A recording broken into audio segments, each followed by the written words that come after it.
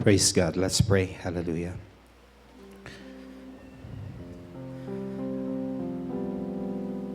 We stand in awe of you, our God, our King, our God who never changes. You are the same from eternity to eternity. And that's why we are still here, Lord, because your love endures forever. Thank you for your wonderful presence today. Such an honor to stand before you, Lord, and again to be ready to receive from you. Help us, Father, to fully receive. Give us understanding. Holy Spirit, we do depend on you to do your work today in the lives of every one of us. Those who are here in the hall, outside, to those who are wherever they are joining us today, and those who will be watching later on, Father, we pray for your much grace to abound to everyone.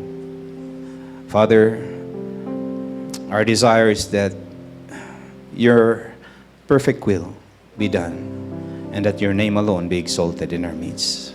We thank you, Lord. In Jesus' name, amen. Amen. Happy anniversary, 45th anniversary. Hallelujah. Tell your neighbor, happy 45th anniversary. Amen and amen. Good morning. Hallelujah. Our God is worthy of our praises. Amen. It's so wonderful to come in this wonderful day of this second day of our seminar. And praise the Lord for this opportunity. I want to thank God for this wonderful opportunity He has given me.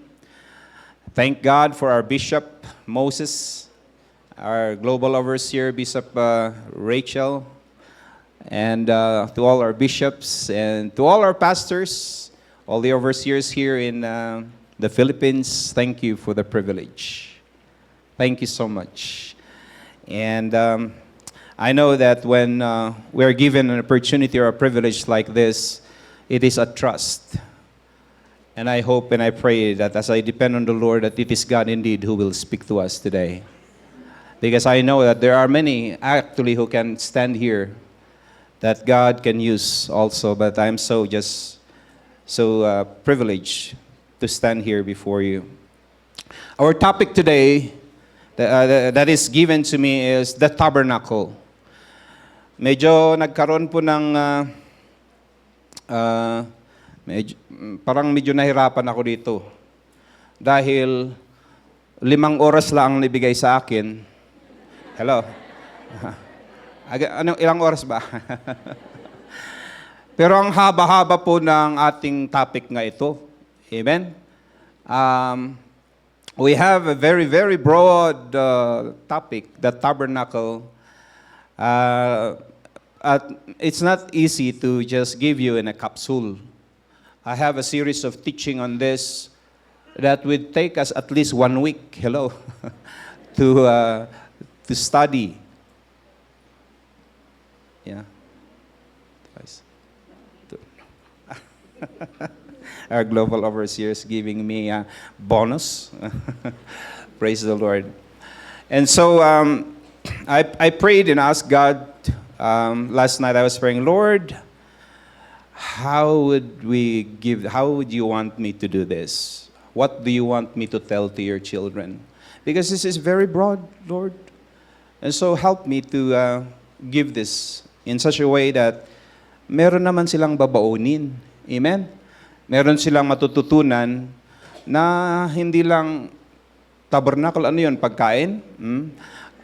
Who among you here, by the way, familiar ka na sa tabernacle? We are familiar. Very, very familiar. Yeah? Sino ang hindi pa masyadong familiar sa tabernacle? Itaas mo lang kamay mo. Para lang alam ko kung yung iba.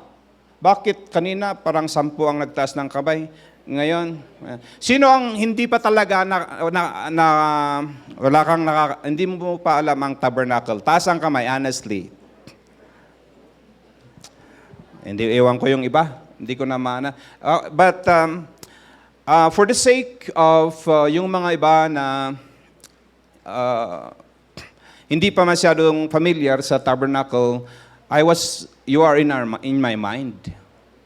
You are in my mind because, di bali na itong marurunong. Hello? Amen. And so I would say I'm here to be used by the Lord kung ano po yung kailangan natin. And I would try to do this and balance it in such a way that both can receive.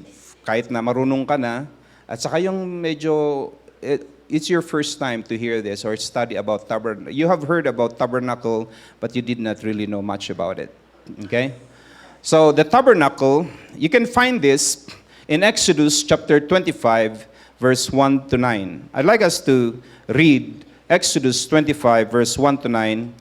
Para ito po yung gagamitin natin na foundation ng ating pag-aaralan ngayon. Sabi dito,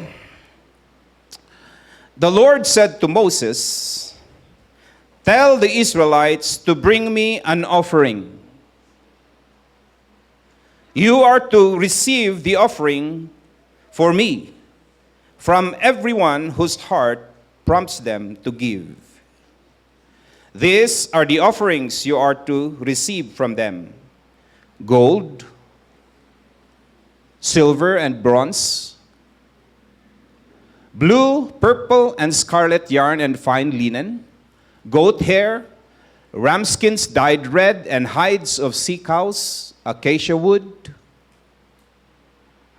olive oil for the light, spices for the anointing oil, and for the fragrant incense, and onyx stones and other gems to be mounted on the ephod and breastpiece." Ito na po ang main verse natin. "Then have them make a sanctuary for me, and I will dwell among them." Amen. You know, huwag niyong maliitin ang topic na ito, especially the tabernacle, because this is a very, very important subject na kung minsan ay hindi masyadong naituturo. Mga kapatid, this is the seat of government of Christ, of God in the wilderness during that time. Kumbaga ito ang Malacanang. Kumbaga ito ang White House. Hello? And can you imagine this very simple tent carried the glory of God? Amen. God was willing to show His glory in this tent. Simpling tent. But mind you, the glory of God was shining bright in that tabernacle. Kaya wag ito talagang napaka-importante. Amen? Sabihin mo sa katabi mo, importante ito. Okay, let's go. I'd like us to see the slides that I took bits from what I was teaching during, ito pong series of teaching. I took bits from my slides. So let's go to the next one. Ito po, what is a tabernacle? Oh, kita nyo ba? Yan. A tabernacle is a tent, a portable tent. It's a center of worship for the Israelites in the wilderness during the Exodus until they reach the promised land. The tabernacle is a tent. Parang ano lang kasi, tabernacle, parang kakaiba. You know? Pero tent po, it is a collapsible tent. Kasi po, they are on the way to the promised land. So meaning, they cannot put it permanent. Hindi katulad po ng mga church building natin na permanente. No? But this one is a portable tent. Okay? And it is also called the tabernacle of testimony or the tabernacle of meeting or temple of Jehovah. The origin of this, the design and everything, every furnishing, everything about the tabernacle was designed by God, purely by the Lord, by God Himself, because every detail and everything that is being done, lahat po ng nangyayari, lahat po ng nandun sa tabernacle, it speaks of nothing but Christ. Si Kristo lang po ang focus ng tabernacle. Kaya very prophetic po itong tabernacle dahil ang pinupuntiryan nito ay ang ministry na ginawa ng Panginoon nung siya ay dito sa lupa. Kaya sabi ko sa inyo, medyo malalim po, no? Pero, yan. Let's proceed. I did not intend to give you all the verses, but nandun na kasi yan sa aking file, so I have to put it, but it's there anyway. So, those are the other names, okay? Pag sinabing Tabernacle of Testimony, yan. Tabernacle of Meeting, this is the same as the Tabernacle of Moses, lahat yan. Temple of Jehovah, or the Sanctuary, or House of Jehovah, those are all the names that we find in the Bible pertaining to this tabernacle. Yan po. By the way, there's another tabernacle that is called the Tabernacle of David. Iba po yun. Dito po ang focus natin sa Tabernacle of Moses for this time. Next one. Ito po ang basic layout nito. Yeah. The basic layout, you can see there even the size. Tried to put it there. It's 75 feet by 150 feet. Lahat po ng measurements na yan, bigay ng Panginoon.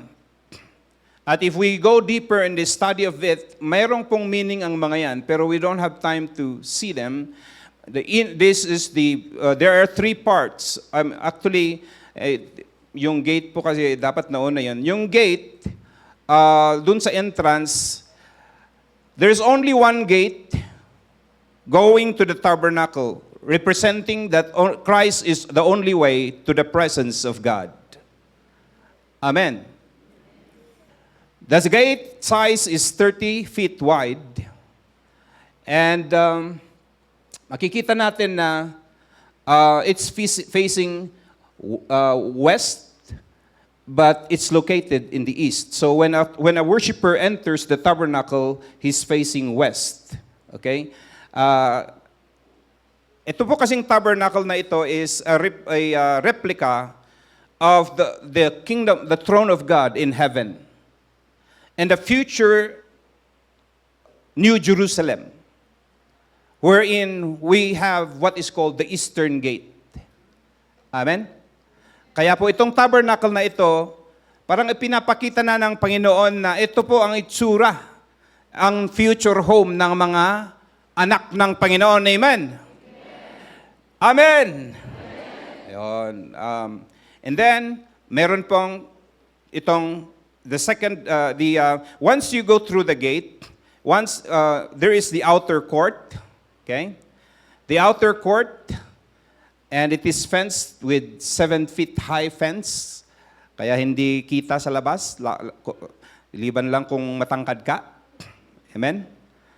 And it is held by pillars. Cloth po yung fencing niyan. Okay? And then, the proper tabernacle is what you see in the middle. That is called the inner courts. The inner courts is divided into two, which is the holy place and also the Holy of Holies. So, hindi ka makakapasok sa proper tabernacle wherein there is the holy place in the Holy of Holies kung hindi ka dadaan sa gate. Amen? The only way to the presence of God is through the gate. And there is no other gate represented here other than Jesus Christ. Amen? Jesus said, I am the way, the truth, and the life. No one comes to the Father except through me.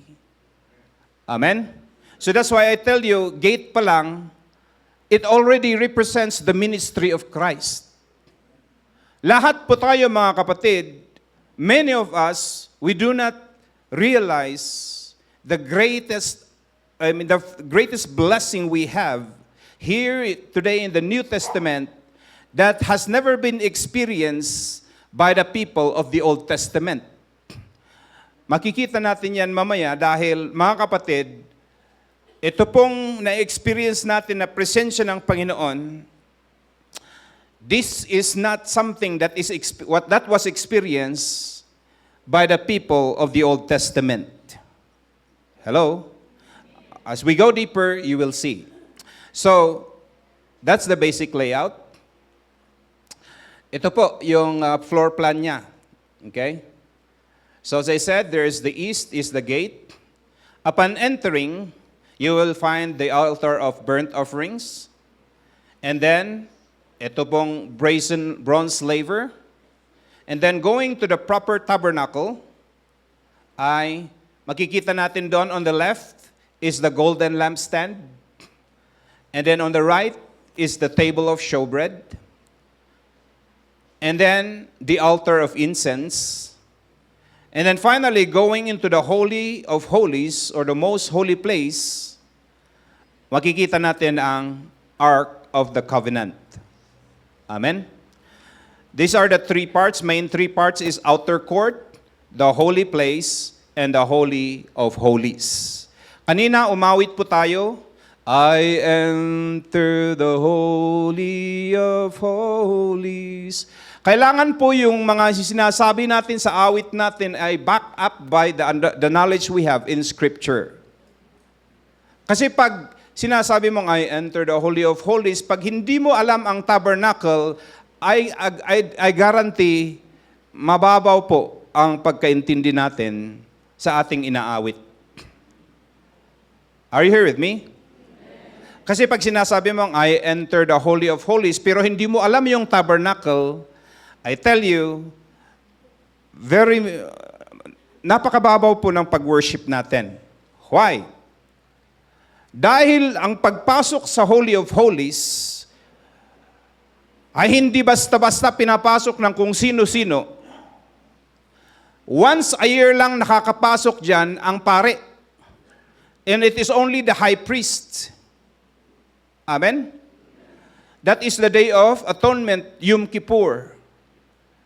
I'm going advance here, but just to tell you that tayo ngayon, if we only understand the holiness of God, ay talagang walang pwede sa atin na makapasok dyan sa Holy of Holies. Pero lahat na tayo, I enter the Holy of Holies. Parang ang dali-dali lang. Hello? But you know what? No one among the Israelites is allowed to enter there. Hello? Only the high priest, tapos once a year pa. And kung hindi siya malinis, ay talagang pati siya mamamatay. Amen? Oy, ganun pala kahuli ang Panginoon. Pero ngayon, parang everybody can just go. Kung ayaw mo pa, pwede. Hello? I mean, we just take it for granted. But if you understand it, ay, ganun pa, Lord, I don't even deserve to come to your presence. And when you understand that, the more we become humble. And the more our worship becomes real. Do you understand what I'm saying? Dahil nakikita natin ang sarili natin, we don't deserve to come to the presence of the Lord. But praise the Lord, because of the blood of Jesus. That's why yung awit natin, I enter through the blood of the Lamb. Purihin natin ang Panginoon. Amen! Hallelujah! Sabihin mo sa katabi mo, buti na lang. Amen. Hallelujah. Whew. Otherwise, you and I do not have any right. Hello, we don't have any privilege to go there. Wala. Okay. Pero no, dito muna tayo. Yan. Next. Ito, the importance of the subject. The importance of this subject is, alam nyo, there are 50 chapters that deals with the tabernacle. There is what is called the principle of much mention. Yeah? na pag ang isang subject sa Biblia ay talagang binigyan ng Panginoon. Di ba this book is the Word of God? At ang Panginoon ang author nito. At pag ang Panginoon ang naglagay dito ng napakaraming topic about tabernacle, ibig sabihin, importante yan. Kung hindi importante yan, hindi sana binigyan ng Panginoon ng napakalawak na parte dito sa Biblia. Nakukuha natin? So ibig sabihin mga kapatid, ito pala ay bakit kaya binigyan ng importansya? God could have put another topic there para itong 55 chapters ay iba-ibang topic sana yan. Bakit binigyan ng Panginoon why did God give so much emphasis on the tabernacle? Ibig sabihin, importante. When it comes to the subject of creation, isang chapter lang yan compared to 50. Amen. So sabihin mo sa katabi mo, importante talaga ito. Amen. This is very important. Okay? So, ito po kasi, this God's holiness and His redemption plan is revealed in the tabernacle. You and I are in the heart and the thoughts of God when He gave the command to Moses, Moses, build me a tabernacle, because I will show you the plan I have for the salvation of those in the Philippines. Amen. Amen. And of course, the whole world. Kasama na tayo dito.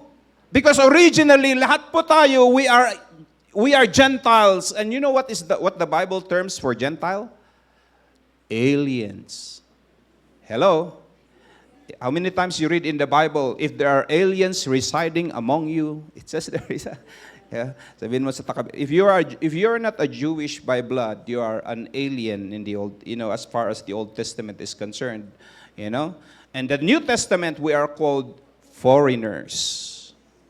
But praise the Lord, kunana ijay Acts chapter 3, we are no longer foreigners. Amen. We are now citizens of heaven. Amen.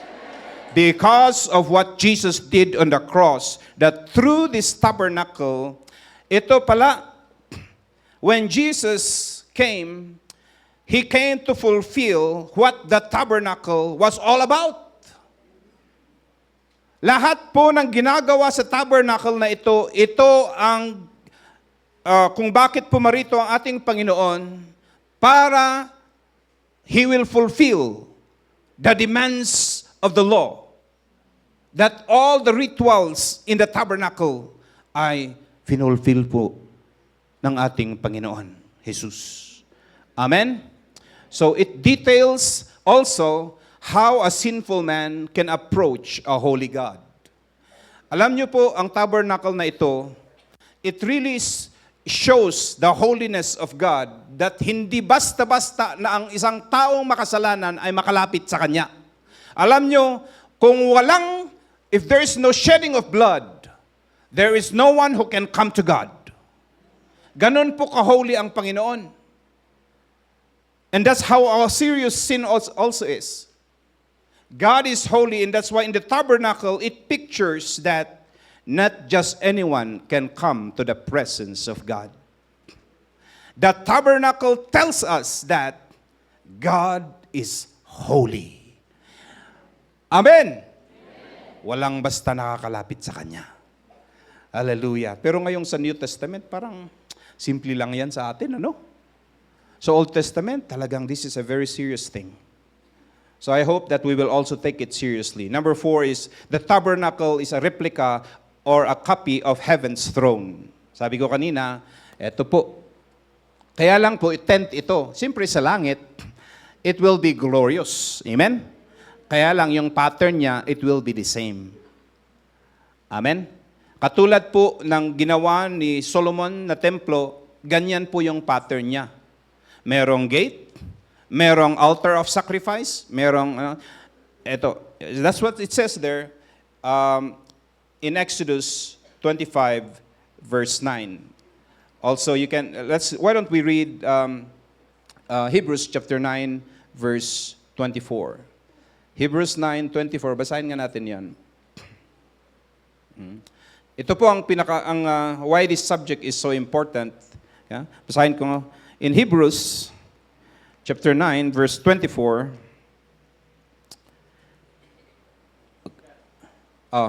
For Christ did not enter a man-made sanctuary that was only a copy of the true one.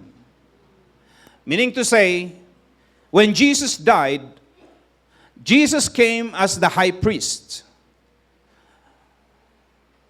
When a high priest enters the Holy of Holies to atone for the sins of the people of Israel, he does not go in there by his own blood. He goes by the blood of animals.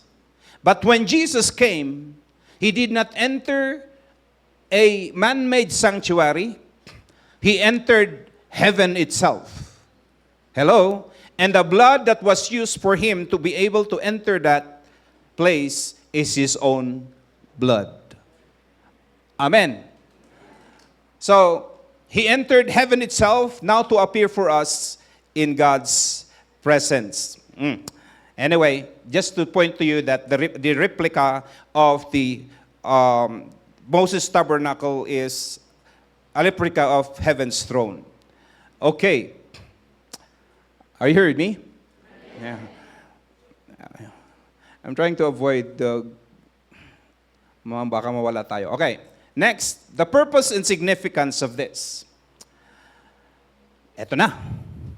Mga kapatid, yung sinabi po ng Panginoon kay Moses, build me a sanctuary and I will dwell amongst my people. Ito po reveals the heart of God. Na ang Panginoon talagang He loves His people so much. Na kahit makasalanan ang kanyang mga tao, He wants to dwell among them. Kaya lang po, ang tao very sinful. Kaya the solution for that, for God to dwell among His people, is the tabernacle. Hello? Amen? Pero gusto ko pong makita natin, when we were worshiping a while ago, the Lord impressed something in my heart.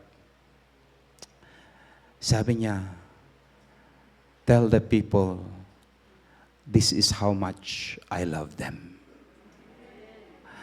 I want to dwell in their midst. Hello? Nakikinig ba kayo? This is the message of God. God wants to dwell in our midst. Question, tayo kaya? Do we also have the desire to dwell in the presence of God? Kahit tayo makasalanan, mga kapatid, ganun pa rin ang desire ng Panginoon to come and dwell in our midst. That's why He says, wherever 2 or 3 gathered in my name, I am there in the midst of them. God wants to tabernacle. Amen? In the midst of His people. That's why God says, do not neglect the assembly. Kaya kung ikaw ay absent ka ng absent sa church, kapatid, you remember, your Father in heaven desires to dwell in your midst. Kung wala ka doon, it means to say, you do not give importance to the desire of God. Kung may ama ka,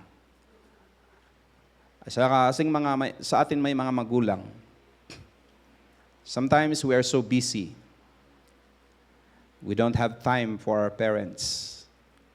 But I believe deep in their heart, they want to sit down with you, at least, and talk. Can I hear an amen? Have you ever done that? Yeah. God wants to dwell in our midst. Sana sa paglinggo-linggo, kaya pag Bible study or prayer meeting, yun ang nasa puso natin. I want to go there because God is looking for me. Amen! I want to be in the midst of in the midst of the congregation because God wants to dwell in our midst. Mga kapatid, hali kayo, punta tayo sa church kasi gusto ng Panginoon na makipag-usap sa atin. Ang ganda sana kung ganun ang desire ng mga tao. Amen? Pero sometimes hindi ganun eh. Mayroon ka lang hindi nagustuhan, ayaw mo nang pumunta ng church. Parang ang Panginoon ang nagkasala. Hello? Hindi mo na siya sisiputin. Have you ever thought of that? Ang nakafocus ka lang kasi kay leader mo eh. Nasaktan ka sa leader mo, ayaw mo nang pumunta ng church. Hindi mo ba alam na ang Panginoon ang mas lalong nagde-desire to be with you? Amen? Tell your neighbor, Sa kabila, Yeah. Amen! Ito po ang gusto kong, ito ang isang number one na gusto kong itanim nyo. Medyo hindi natin maalala siguro lahat, pero ito po ay, when we talk about tabernacle, ito po ang number one. God desires to dwell in our midst. Kaya tayo rin, I have to go. Kahit anong ginagawa ni Diablo, harangan ka man ng sibat. Hello? Amen! I want to go to church. Why? My Father is waiting for me. Amen. So I want to go to church. I want to fellowship with my God. Because He wants to dwell in our presence. Hallelujah. Palakpakan po natin ang Panginoon. Amen. The tabernacle also details how a sinful man can approach a holy God. And that's why there are all these rituals of offerings. There is what we call sin offering, guilt offering, wave offering, and all these many other offerings that speaks of how a sinful man can be cleansed and can be made whole to enter to the presence of the Lord. By the way, ito pong if we go back to this, no ordinary Israelite can enter the holy place in the Holy of Holies.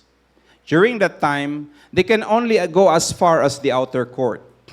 Only the priests can minister in the holy place, and only the high priest can go in the Holy of Holies. Amen? Kaya mapalad tayo ngayon. Ito uli ang isa. Dahil lahat tayo, sabihin mo sa katabi mo, lahat tayo. Pwede. Amen. Dahil kay Jesus. Amen. Dahil kay Jesus. Yan. I don't know if you still get the how privileged we are. All right. Ito. Purpose, for God to dwell. Number 2, in order to show how sinful man can approach a holy God. Ibig sabihin pala, wala sa atin dito ang talagang deserving, but because Christ accomplished what is required in the law in order for us to enter the holy place. That's why when Jesus died on the cross, you know what happened in the temple? The curtain was torn from top to bottom to open the way for anyone who believes in Jesus can enter the most holy place. Amen? Hallelujah. Kaya pagdating sa worship, mga kapatid, alalahanin natin na yung na-experience natin na presensya ng Panginoon is all because of the sacrifice of Christ. Na hindi natin pwedeng ma-experience yan kung wala ang Panginoon. Number 3, it is a temporary and portable center of worship. Sabi ko sa inyo, this is where Moses also will come to inquire before the Lord. Every time Moses need to inquire of God, he would go to this tabernacle, tent of meeting. Joshua would usually accompany him, you know. And when even Moses leaves, Joshua would remain there. Hello. This is the seat of government. Kaya pag si President Moses gusto niyang makapakinig ng instruction from the Lord, he would go to this tent. Amen. And receive marching orders from God. Another, number 4, is the prophetic significance of this is, it is a type of Christ who came in the flesh to dwell among us. The tabernacle, as I said, is a type of Christ. Dahil si Kristo, He became flesh. He became karne. That's why there is what we call in English, incarnation. Amen? Kaya naging karne ang Panginoon. Amen? Yeah. Incarnation is God became karne, meaning He became flesh and dwelled among us. Kaya, in the Old Testament, it was of the tabernacle that we are now studying. When in the New Testament, Jesus Himself, He is the, sabi sa Colossians, He is the exact representation of God. He came to dwell among us. Amen? So, ang kagandahan nito, mga kapatid, is in the New Testament now, wala na po yung tabernacle na ito. Kasi sa spiritual na tayo, alam nyo ba mga kapatid, na tayo na ang tabernacle. Sabihin mo sa katabi mo, ikaw na ang tabernacle. Yan. Wow. Shortcut ito no? Pero ito po, God chose to give us His Son, Jesus Christ, to die on that cross, to pay the price for all our sins, so that God, to those who believe, God will come and dwell in their hearts. So, instead of God dwelling in a tent, we are now the tent. That's why even this temple is temporary. Amen? But we are now the tent. God dwells in every believer by the Holy Spirit. In 1 Corinthians 3:16, it tells us there that, don't you know that you are the temple? Ikaw na ang tabernacle. Hallelujah. Tignan mo nga ang katabi mo. Nagmumukha bang tabernacle? Amen. Don't you know that you yourselves are God's temple and that God's Spirit lives in you? Eto na po. Medyo lumalalim na po tayo. Pero this is now the setting in the New Testament, which is actually a prophetic message during the time of the Old Testament. Ito po actually ang pinapakita. Mababasa natin lahat yan sa Hebrews chapter 9, sa chapter 10. Yun pong sinasabi dito na Jesus came and fulfilled all this that is in the Old Testament. Amen? So that it becomes possible now for everyone who believes in Him to be the tabernacle of God. So God does not dwell anymore in temples, but He dwells in the hearts of everyone who believes in Him.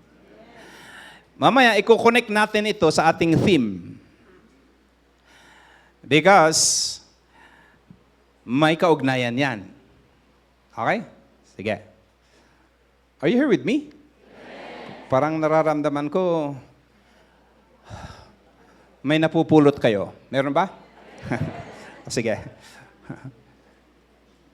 Okay, components. Quickly lang ito Quickly lang so that you will not take ito. Ano mga ang components dito? Dito sa tabernacle. Ano yung mga furnishings? Okay? Tignan natin. Ito, number 1. Sabi ko kasi sa inyo, para yung mga hindi pa masyadong familiar, at least makita nila. Number 1, as you enter the gate, ang unang makikita mo in the outer court is the brazen altar. Amen? Ito pong brazen altar na ito is made of acacia wood and overlaid with bronze. It is the altar of sacrifice, means altar means high. Okay? The altar was higher than all the other furniture inside. It speaks of the cross of Christ on Mount Calvary. So, ang pinakamataas po na furniture, pinaka-high na furniture sa tabernacle is the altar of sacrifice. Amen? At ito po ang pinakauna, sabi ko kanina, makikita mo. As you approach the Holy God, you cannot bypass this. Why? Because this is where sin is dealt with. Before a person can enter into the presence of the Lord, kailangan mo nang masolusyonan yung kasalanan. Amen. Kaya ang unang-unang nandun sa pag ikaw yung worshiper, gusto mong pumunta sa presensya ng Panginoon, we have to deal with our sins first. Amen. And there is what is called, yes, we are forgiven in Christ Jesus, but there is what is called also daily repentance. Kailangan po natin lagi na magpalinis. We need to humble ourselves and ask God to cleanse us every time we come to His presence. Can I hear an amen? Amen. Ito po, okay? This is representing Christ Jesus, that He is the sacrifice, the only sacrifice. Ito po kasi, every year, the high priest would offer sin offering for all the people and then ask forgiveness from God and brings the blood of the sacrificed animal into the Holy of Holies on the day of Yom Kippur for the forgiveness of the sins of all the people of Israel. Pero si Jesus, nung ibinigay niya ang kanyang buhay at His blood shed on the cross, once and for all, He is the final sacrifice. Amen? Wala na pong ibang, kaya po hindi na tayo nagkakatay dito ng animal. Wala na po yung altar of sacrifice na yan, na physical, dahil Jesus paid it all. Amen? Ang application lang nito sa atin ngayon is personal, na kailangan nating magpakumbaba at magpalinis sa Panginoon. Amen? In order for us to approach the presence of God.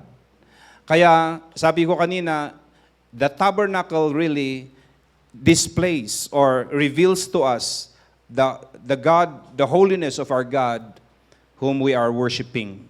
Ayan. So, praise the Lord. The next one is the laver. Ito. Ano yung laver? This is a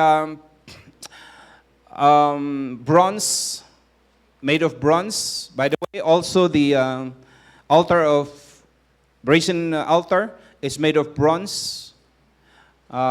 Even the materials being used here, mga kapatid, it speaks of something. Bronze speaks of judgment. Yeah? Kaya ito po, all in the outer court, all the furnishings in the outer court are made of bronze. Because it is in the outer court that sin is dealt with. Nakukuha natin? Amen? Okay, this contains water. And bago pumasok ang mga priests to minister in the holy place, they have to ceremonially wash their hands. And this also represents the washing of the word to every believer sa atin ngayon. Nakuha natin? That in John chapter 15 verse 3, basahin nga lang natin yon. John 15:3 tells us of the ministry of the word to wash everyone. The forgiveness is done in the altar of sacrifice. But the cleansing or sanctification is done by the word of God. You are already clean because of the word I have spoken to you. See that? Kaya kailangan natin ng word of God. Amen. Alam nyo, once we become a child of God, yes, our sins are forgiven, but as we go on in our daily life, nagkakasala pa rin tayo. Taas nga ng kamay ang hindi nagkakasala dito. Hello. At i-crucify ka namin. Mga kapatid, we need to be immersed in the Word of God. We continue to come to the Word of God to straighten our lives. Amen? This is what we call progressive sanctification. We are already sanctified by the death of Jesus.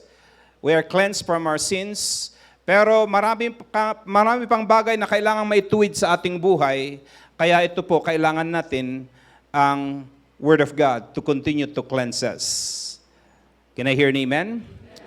Now, there is a progression here from the altar of sacrifice, speaking of the dealing of our sins, and then we go to the brazen laver, which speaks of the washing or the sanctification, yung mga purification, the transformation of our minds. Amen? Para yung mga ibang alam natin noon na parang tama, mali pala, when we come to know the truth will set us free. Amen? Ayan, nangyari. So and then we go to the holy place. The holy place on the right side is the golden lampstand. Ito na po, sa holy place na, puro golden na ang makikita mo dyan. Wala nang bronze. Amen? Because judgment is done. Hello? Amen? Oh, pag gold na, wow, it means to say, you are accepted. Amen? You are not dealing anymore with your sins. You are now coming to you are now in the holy place. So it is called menorah. Yeah? There are 7 branches of this golden lampstand. Speaks of the number of God, which speaks of completeness, number 7. Ito po, this is where the priest can enter and keep the fire burning in this lampstand. Yeah? The only source of light, because ito po kasing holy place and holy of holies is totally covered and light from the sun cannot go in. Hindi po nakakapasok ang natural light dito. Kaya alam nyo yung cowhides na sinabi na ginamit to cover this? Wala talaga, madilim talaga sa loob. Hello? Madilim sa loob. Kaya lang, praise the Lord at may yung golden lampstand. At yun lang ang source of light. Ibig sabihin din, si Jesus lang ang ilaw. Amen? Jesus is the only source of light. Sa buhay din natin, madilim kung wala ang Panginoon. Sabihin mo sa katabi mo, yes. Buti na lang nasa sa atin ang Panginoon. If Jesus is in you, you have the light. Amen? And so the thing also with this lampstand is that when a worshiper goes in, he starts to receive revelation from God. The enlightenment. Katulad din ito ng ating worship service. Ang worship service natin, we start with intercession, dealing with cleansing. Amen? And then we start with praises. Correct? And then we go, and then our praises, though, can be psalms, or hymns, or spiritual songs. Later, we will connect all this together. Are you here with me? Ito po kasi, when we go deeper into the presence of the Lord, we start to receive enlightenment, or we start to be sensitive to the Holy Spirit. Kaya ito na, pag nakikinig tayo ng Word of God, after our worship, there's much grace upon us to receive from the Lord. Amen? Itong apoy ng lampstand na ito must be kept burning continuously. It should not go out. Amen? So, there you go. Next, the table of showbread. The table of showbread stands in the right side. Is also made of pure gold. Meron pong 12 na tinapay na nandun. Masarap siguro yun. Hello? No? No? But it is unleavened bread though. It speaks of the 12 tribes of Israel. It is to remain there for 7 days, and it is only allowed to be eaten by the priests. That's in the Old Testament. But David had the opportunity to eat and taste that bread, even though he was not a priest. Yeah, that's another topic though. But yeah, only the priests are allowed to eat that. So only believers can commune with Christ. So in the New Testament, the application of this is that the moment we believe in Christ Jesus and receive Him as our Lord and Savior, okay, we start to have a relationship with the Lord. Amen. Karoon na tayo ng relationship sa Panginoon. Actually, in the New Testament, everyone who receives Christ as Lord and Savior becomes a priest. Sabihin mo sa katabi mo, hello, priest. Okay. Di ba sabi ko sa inyo dito, only the priest is allowed to eat that bread. Ibig sabihin, dahil priest ka na, allowed ka na ba? Bakit hindi unanimous ang... Do you believe that you're a priest? So you are now allowed to eat that bread. Amen? That bread is sustenance. It speaks again of the Word of God, wherein it is, when we come before the presence of the Lord, it is the Word of God that really sustains us. Kaya pag pumapasok tayo sa presensya ng Panginoon, alam niyo ang nangyayari sa atin. The Holy Spirit is enlightening us. The Word of God is feeding us. Katulad ngayon, amen? We are being fed by the Word of God so that we can become strong. Amen? Kaya pag hindi tayo pumapasok sa presensya ng Panginoon, I don't think we will have the nutrients of this bread. Sabihin mo sa katabi mo, you cannot receive from God unless you come to His presence. Hindi ka naman pwedeng nakafocus sa business mo tapos lumalago ka spiritually. Are you here with me? Kailangan mong pumunta sa presensya ng Panginoon. Hallelujah! And you know, this is where communion happens. Communion with God. You start to be enlightened by the Spirit of the Lord, represented by the menorah. And then you start to be nourished by the Word of God as you eat the bread of life. Amen? Are you getting something? Palakpakan nga natin ang Panginoon. Amen? Yan. Next. Ito na po yung, papunta na tayo sa Holy of Holies. Ay, di pa natin na-discuss yung, na-miss ko pala yung altar, the incense, you know? Ito pong nasa, ito, sana yun? Yung before the curtain is the altar of incense. The altar of incense, meron ba diyan? Tingnan nga natin. Wala. Nakalimutan ko pala yan.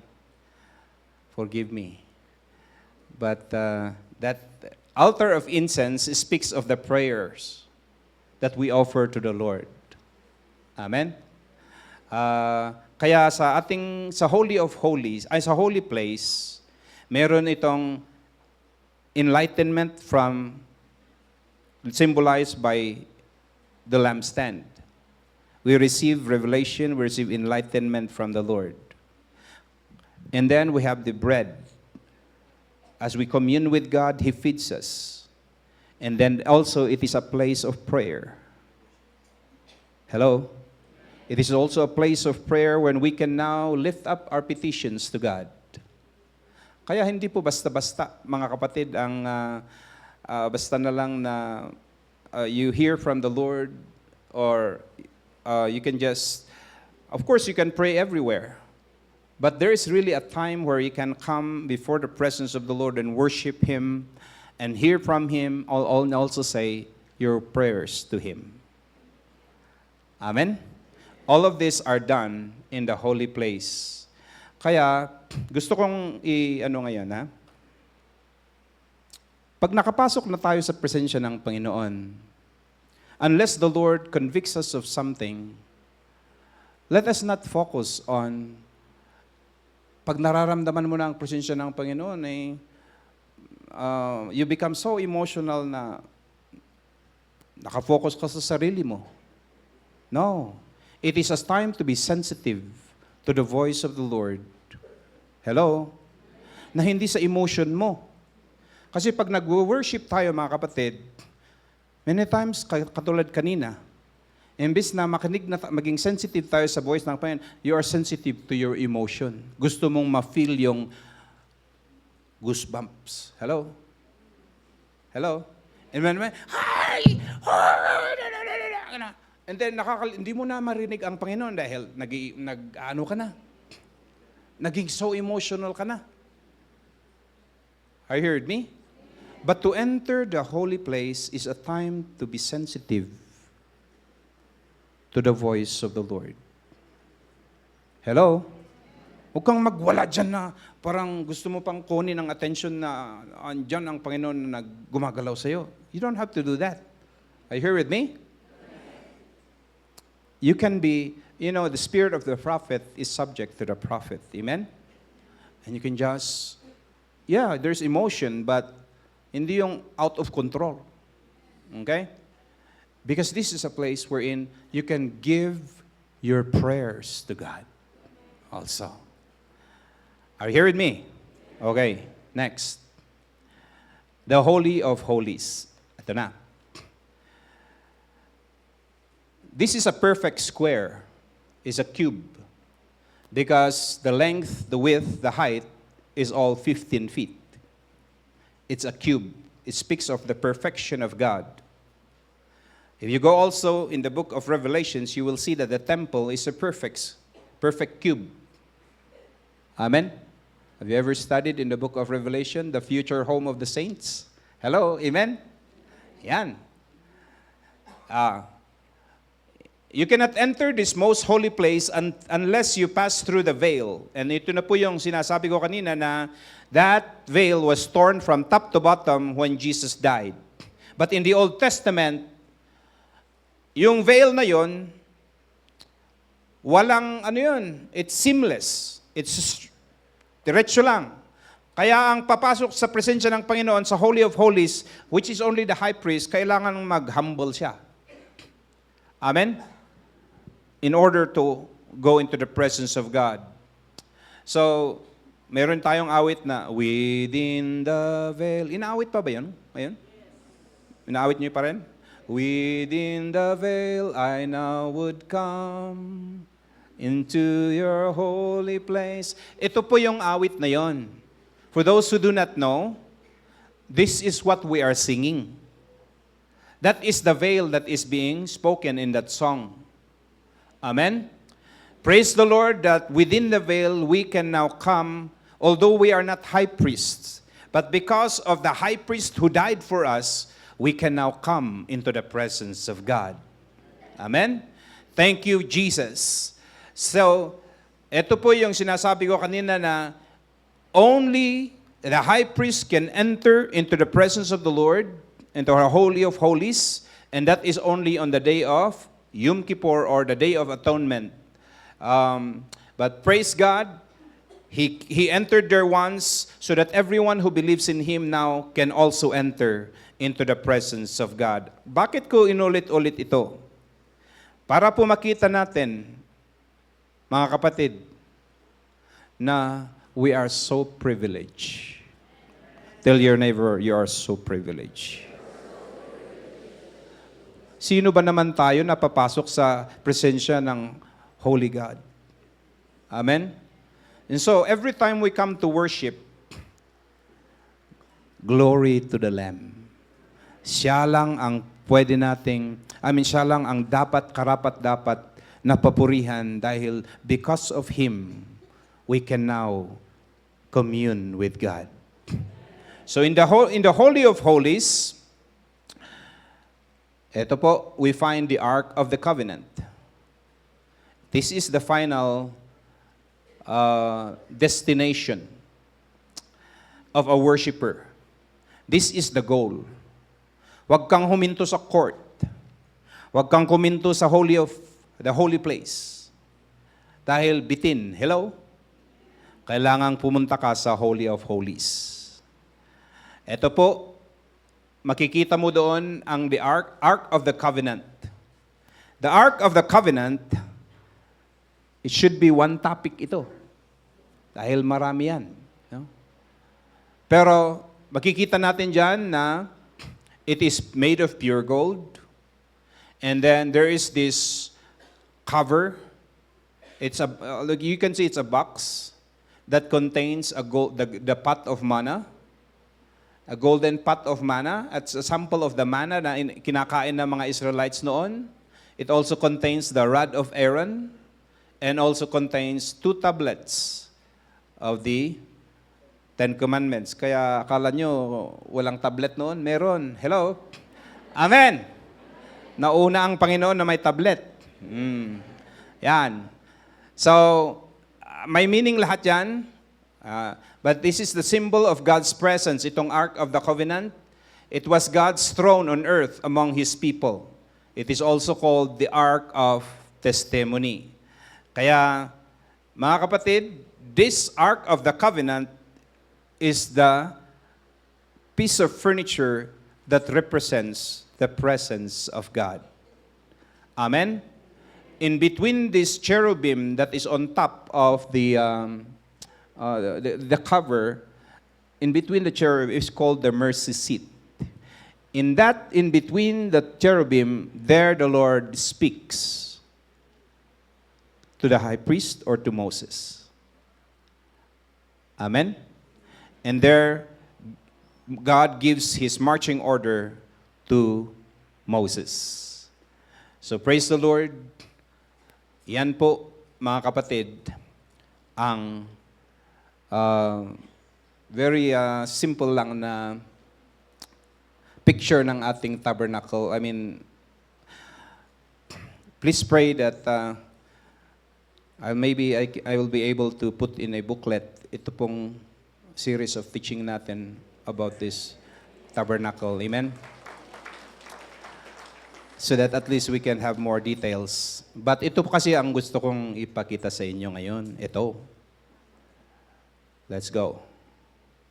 Ay, wala na pala. Nantok na kasi ako eh. But I'd like you... meron. Dapat meron. What's that? Where's the... ito. Yan. The 3 parts. Listen now as I end here. Okay? Alam nyo ba, mga kapatid, that God designed the tabernacle to show also something amazing. That if there are 3 parts of the tabernacle, which is the outer court, it is a place of sacrifice and cleansing. There is also the holy place, a place of enlightenment, prayers, and fellowship with God. The most holy place is a place of encounter with God, of deep worship. Amen? Di ba sabi ko sa inyo na ngayong New Testament, tayo na ang tabernacle. And don't you know that we are also made of 3 parts? We are tripartite being. We are body, soul, spirit. Amen. Makinig kayong mabuti dahil ito na po yung last slide natin. The body speaks also, the body is the worldly conscious part of man. Amen? This body is the one that interacts in the world, with the world. So, in this area of our being, kailangan din ng what is called sacrifice. Tell your neighbor, sacrifice. Kasi nga, we are talking of the outer court. Amen? Sino sa atin dito ang sometimes parang tinatamad kang magpuri sa Panginoon? Kahit puyat ka, o kaya you're being challenged physically. Look at our bishop. His body is being challenged, but he never stops. Amen? Kaya po, dito natin nararamdaman ang sakit. Hello? Sakit ng ulo, sakit ng paa, sakit ng likod, sakit ng kung ano, sakit ng puso. Hello? Amen? But we command this body to worship the Lord, to serve God. Amen? There's sacrifice. And this is also wherein, to call this, even to travel, even to command ourselves to go. This is the area of the flesh. This is the area of our body wherein kailangan nating talagang, what do you call this? To command our body to come and worship God. Kanina, if you gave you shall love the Lord with all your heart, with all your soul, with all your strength. Everybody say strength. Ayan. Kaya sa pagpupuri natin sa Panginoon, dito sa outer court na ito, this is where the action is. Amen? Physical action. Ayan, kaya ayan, pasayo-sayo tayo dito. You use your body to praise the Lord. Don't you know that all the 7 words, or Hebrew words for praise, is all action word? Amen? This is where we're dancing. We are kneeling down. The body is used to worship God. Kaya sabihin mo sa katabi mo, huwag ka lang nakaganon. Amen? We need to use this body. Because this is the tabernacle of God now. Amen?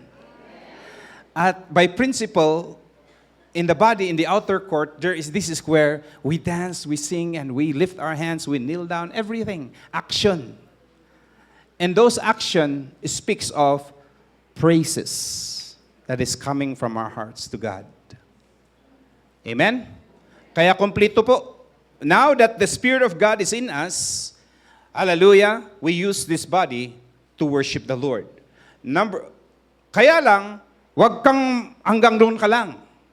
You need also to know that there is your soul. Amen? Your soul, napakinggan natin kahapon, the center of our soul is the mind. Amen? The Bible also says, you shall love the Lord your God with your mind. Amen? Or with your soul. And the center is the mind. This, in the soul, yung mga mga ginawa ng Panginoon sa ating buhay, wag nating kalimutan. Kaya sabi doon, praise the Lord, O my soul, and do not forget His benefits. Amen? So we remember the benefits of God, and what is the result of that? Praise the Lord! Ganon. That's why you need your mind to be functioning during praise and worship. Hello? What is your mind doing? Remembering all the goodness of God. Hindi yung, hallelujah, ay na-late si brother. Hallelujah, praise the Lord. Ay na-late si sister. Okay, you have to, your mind is active. Speaking of all the goodness of God, remember all the goodness of the Lord in your life, and it will cause you to dance. Kapatid, wala bang ginawa ang Panginoon sa iyo na maalala mo? That is worth celebrating for. If you know that God has blessed you with, if you remember them, are you not supposed to rejoice? Kasi parang kung wala kang masyadong blessing, okay, sige, sabihin natin, you don't have much to rejoice about. But if you are so blessed by the Lord, remember all the benefits of God. It causes you to dance for Him. Amen! Sabihin mo sa katabi mo, unmat ah. That's why we need to use our mind. Remember all the benefits of God. Because God has blessed you with so many things on how. Remember how He healed you. Remember how He answered your prayer. Remember that time you did not have anything, God provided. Remember all this? Psalm 103 speaks all of that. Okay, basahin natin. Psalm 103, starting in verse 2. What does it say there? Okay, let's verse 1. Okay. 1, 2, 3. Go. Wala pa pala. Praise the Lord, O my soul. You see that? The soul. Praise the Lord, all my soul, and all that is in my inmost being. Praise His holy name. Go on. Praise the Lord, O my soul, and forget not all His benefits. Sino ba ang nakakalimot? Di ba yung isip natin? Yeah? And then, verse 3, who forgives all your sins and heals all your diseases, who redeems your life from the pit and crowns you with love and compassion. Amen. Everybody read. Who satisfies your desires with good things, so that your youth is renewed like the eagles. The word stretches in justice for all the oppressed. Mga kapatid, you are not lacking a reason, and God will not fail to give us reasons to always praise Him. Amen? Ang problema, na-amnesia tayo. Pagdating natin sa church, parang lupaypay ka. Di mo man lang maalala na ang daming blessing na ginawa ng Panginoon sa iyo. Kaya sabihin mo sa sarili mo, mahiya ka naman. Ang daming blessing ng Panginoon sa iyo, ayaw mong magpuri sa Kanya, mahiya ka naman. Amen? Amen. Sarili ko. That's why sabi niya, kausap niya ang sarili niya, praise the Lord, O my soul. Amen? Even sa Psalm 42, sabi niya, why are you downcast, O my soul? Put your hope in God, for I will yet praise my God. Kasi sa soul, in our soul also resides our will. The will is the one that commands whatever you want to do. It's your will. You can decide to praise God. That is in the realm of the soul. Amen? Yan. And now, the next one is the Spirit. Diba? Outer court, inner, holy place, which is the soul, and then holy of holies. Do you know that the heart or our spirit is where God dwells? The same is true in the tabernacle. God dwells in the holy of holies. And so therefore also, the God-conscious part of man is our spirit. The spirit and the heart is interchangeably used in the Bible. Meaning to say, they're synonymous. Amen? When you say your spirit or your heart, you're speaking of the same thing. And let me tell you, this is now the place where the Father seeks those who worship Him in spirit. In truth, you can do that in the outer court or holy place. But in the realm of the Spirit, kung hindi tayo marunong hanggang sa praise and worship, talon tayo ng talon. Amen? Pero pag hindi natin alam pumasok sa Holy of Holies, we do not know how to really worship God from our hearts. You know, this is now, you go into this point wherein, you know, you are in the presence of God. Worship has to do with proximity. Proximity means the nearness that as far as, we should be as near as we can to God. Tell your neighbor, amen. And so when we come near to God, this is where we worship Him with all our heart. Sabi niya dito, God is a spirit and His worshipers must worship in spirit.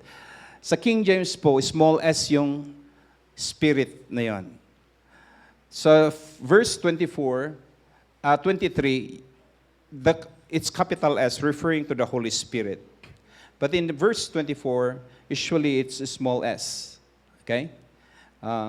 Ito po, God is a spirit, that is capital S supposed to be. I don't know why NIV has changed that, you know? God is spirit, capital S, sana yun. You know? And His worshipers must worship in, yun sana yung small s, sa New King James. Kaya tignan nyo. Can you flash New King James and let's see what I'm trying to say here. Do we have a New King James of verse 23 and verse 24? This is very important because God, ang galing po ng ginagawa ng Panginoon, God has revealed to our bishop this theme. And it's good for us to really go deeper and dig deeper in the meaning of this verse. But the hour is coming and is now when the true worshipers will worship the Father in spirit and truth. For the Father, see that, small s, is seeking to such to worship Him. And then, God is a spirit, which is capital S. Those who worship Him must worship in spirit, small s, and truth. The small s speaks of the spirit of man. The big S, capital, speaks of the Spirit of God. Amen? We cannot worship God without the Holy Spirit really enabling us. That's why worship belongs only to those who are saved. Amen? The dead cannot worship God. But even among us believers, we need to learn to really worship God from deep within. Our spirit starts to commune with God. This is where really worshiping in spirit happens. Do not stay in the realm of the flesh, wherein, you're just enjoying. But your mind is not involved. You go deeper to the realm of the soul, which is involving your mind. But do not stop there also. In your just emotion. Are you here with me? Because there are those who are, pero emotion lang. Pero, you go to the realm of the spirit, wherein your whole being and your inmost being starts to really commune with God. Can I hear an amen? Because you are now the tabernacle. Meet God there. Kaya sabi ng Panginoon, hinahanap ko yung ganitong magpuri sa akin. Those who worship me, not only in the realm of the flesh, in the realm of the soul, but in the realm of the spirit. Marami po sa ating nagwo-worship, hindi tayo pumapasok doon. Kaya sabihin mo sa katabi mo, ngayon alam mo na. Amen? Now you know it. We have to go in. Can I hear an amen? Kaya po, alam nyo kung bakit sabi ng Panginoon dito, before verse 22, it tells us that, okay, don't worry, malapit na akong matapos dito. Isang oras na lang. Hindi. Okay. You worship what you do not know. We worship what we do, what we know. We know what we worship, for salvation is of the Jews. Before that pala, 21, sabi dito, Jesus said to the woman, the hour is coming when you will neither worship on this mountain nor in Jerusalem. God is saying, Jesus is saying, it's not anymore about the physical tabernacles or the place of worship, because now the time is coming. The tabernacle now is in the lives of all those who receive me. And so it's not anymore about a place of worship. Anywhere now where my people are, they can worship me. Amen. Anywhere, because my tabernacle now is in them. Are you here with me? Geographical location no longer matters. Hello? Wherever we are gathered, it may not be in a temple, it may not be in a big church, it can be in SM. Hello? Sirok Timanga. Amen? SM. It can be anywhere. And you can worship the Lord. Kaya ure awan pa church building you. Hello? It does not hinder you to worship God. Amen? But you have to learn to go deep inside, because tayo na po ang tabernacle. This is where real worship is happening inside us. Amen? Kahit nakataas ang kamay mo, that's the physical. Pero yung isip mo nasa fridge. Hello? Amen? Kahit naka-kneel down ka, naka-bow down ka, pero iba ang iniisip mo, you're not yet in the spirit. Can I hear an amen? Kahit emotional ka, you cannot be, it does not mean to say you're already in the spirit. Are you here with me? How? When you really, with all your heart, worship God. Ganun po. Let me end with this. Go to the slide. Ito na po. Ephesians chapter 5. Ilas natin to. Ephesians chapter 5. There are three kinds of songs that again speaks also of the three parts of this tabernacle. There is this psalms, hymns, and spiritual song. Have you ever seen the connection of those three? Bakit mayroong tatlong klaseng song? At bakit mayroong tatlong part ang tabernacle? At tayo din na tao na naging templo ng Panginoon, may tatlong part tayo. At bakit may tatlong klaseng awit? All of this has to do, they are all related together. We are commanded in the book of Ephesians, chapter 5, verse 18, do not get drunk on wine, but be filled with the Spirit. Amen? And then, the moment he said, be filled with the Spirit, he now gives us how to do that. He says, speaking to one another in psalms, hymns, and spiritual songs. Everybody say with me, psalms, hymns, spiritual songs. Di ba lahat ito spiritual sana lahat ito? Bakit mayroon pang psalms, hymns, and spiritual song? Hindi ba minsanan na lang yan na spiritual song lahat yan?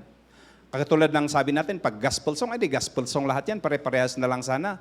But why would God gives us details like this? Why? Because there are differences. Amen? And the difference is this. In the Psalms, which is most of our songs are coming from the Psalms, Psalms speaks of the great works of God. The things that He has done. Amen? And we celebrate the greatness of God, the miracles of God.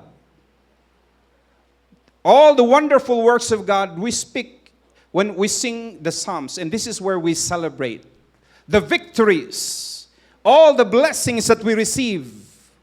All of this, when we sing them, we're talking about the wonderful works of God. That's in the Psalms. Are you here with me? Amen. And this is where, hallelujah, we celebrate. Ganon, ang ganda. Amen. It is commanded that we sing Psalms. And the book of Psalms, doon po galing karamihan ng ating mga praises songs. This is the day, name it, dami pong. But that's in the realm, the first, like the outer court. Kaya nga, sa mga worship leaders, usually, in the pattern of the flow of worship, in the outer court, we sing psalms. Correct? Amen? Kaya,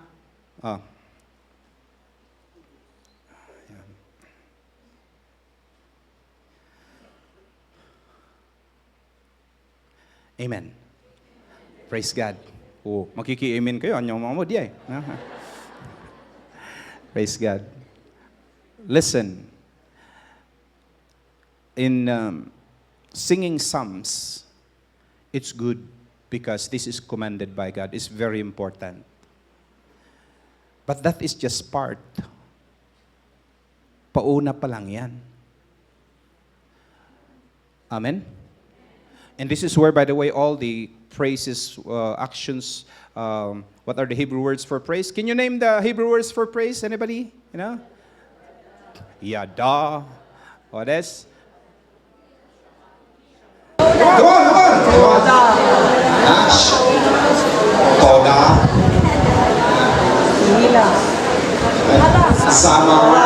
Samar is to play instrument and praise God. Barak is to kneel down, bow down. What else? Iba yun. Tigila is praise also. But anyway, it all speaks of action. The all action, di ba? Nandun yun. Kasi pag nagpupuri tayo sa Panginoon, andyan. Kaya Psalms, commanded yan. Tell your neighbor, commanded. Amen? Number 2 is hymns. Hymns is more on doctrinal songs. They're strong on doctrines. Kaya This is where your mind really, you're not just celebrating, but you are now talking of the power of the truth, the power of the Word of God. Amen? Kaya itong mga hymns natin is, they are more based on doctrinal truths. Ganon. And mostly is being sang. Sa praises, you don't have to sing praises. You can just shout it out or say it out, But mostly inaawit natin. Pero sa hymns, mostly talagang inaawit yan. And it is more on the doctrines or the faith that we have. And that's the realm of the soul, wherein you start to go deeper of the truth of God. Okay?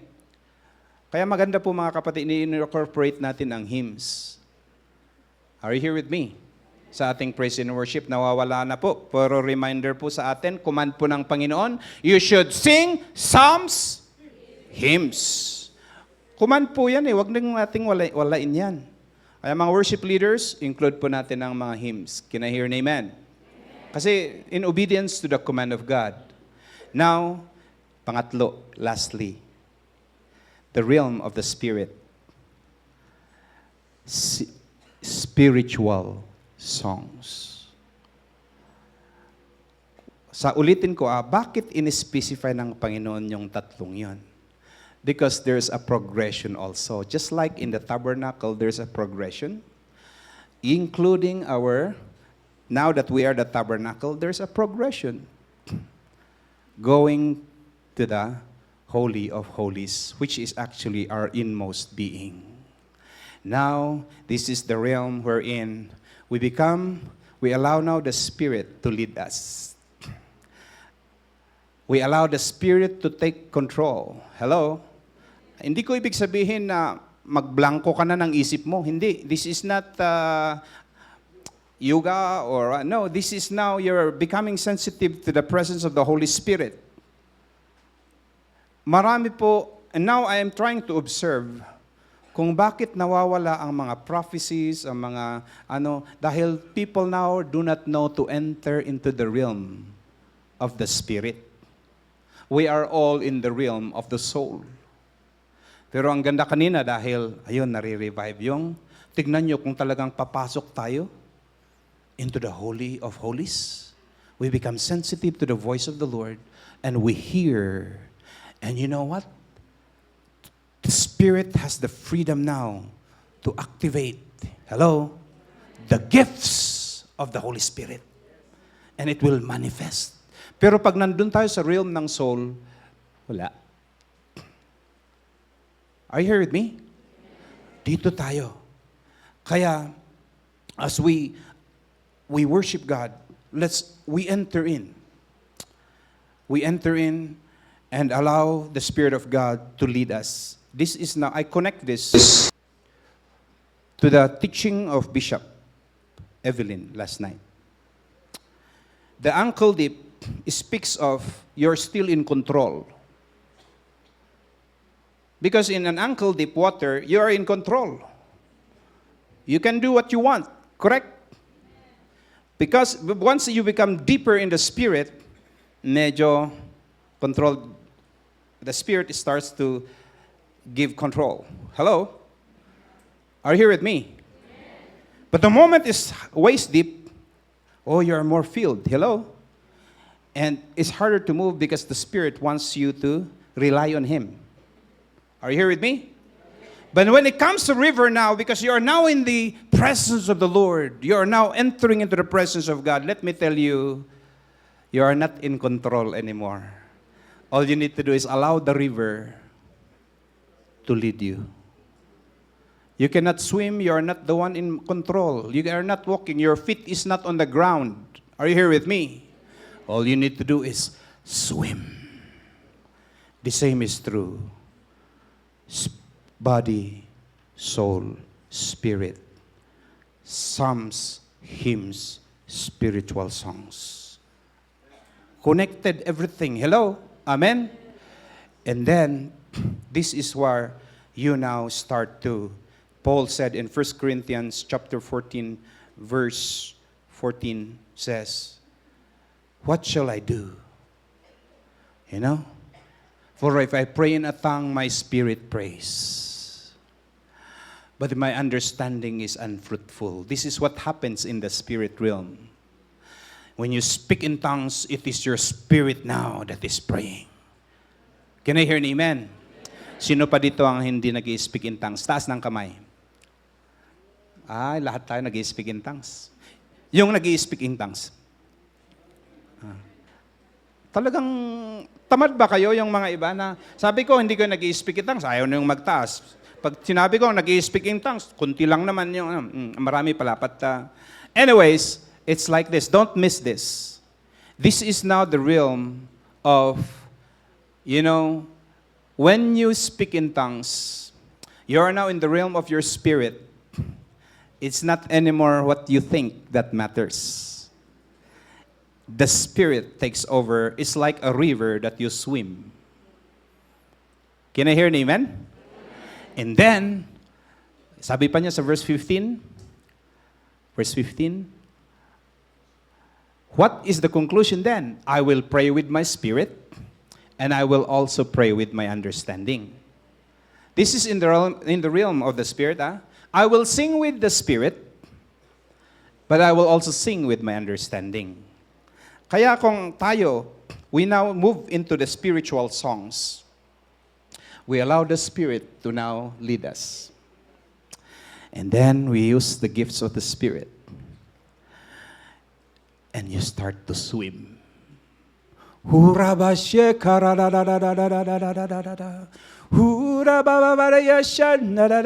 God is looking. God is a spirit, and those who worship Him must worship in spirit. And He sees the people of free believers. Hello? Amen! And this is and the Spirit sings with us and leads us. Hallelujah. Body, soul, spirit. Outer court, holy place, holy of holies. Psalms, hymns, spiritual songs. Are you here with me? These are all interconnected. Ankle dip, waist dip, knee dip, swim. Hello? Which do you want? Many of us are stopping in the realm of the soul. Soulish worship. Hello? That's not totally bad, but do not stop there because we have to go inside. I hope you learned something today. May the Lord bless you all. Hallelujah. Thank you, Jesus. Thank you, Jesus. Thank you, Jesus.